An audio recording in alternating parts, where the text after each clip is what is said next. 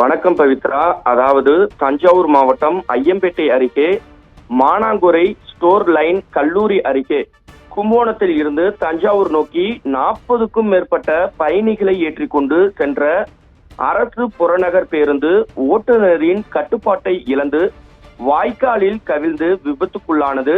இதில் பேருந்தில் பயணம் செய்த 25க்கும் மேற்பட்டோர் படுகாயமடைந்தனர்.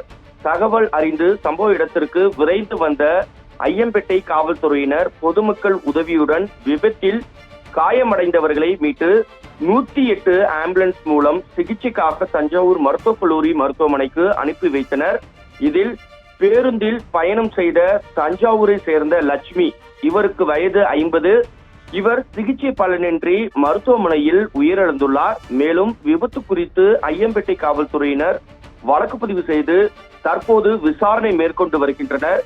இந்த சம்பவம் அப்பகுதியில் மிகுந்த பரபரப்பையும் மிகுந்த சோகத்தையும் ஏற்படுத்தியுள்ளது பவித்ரா.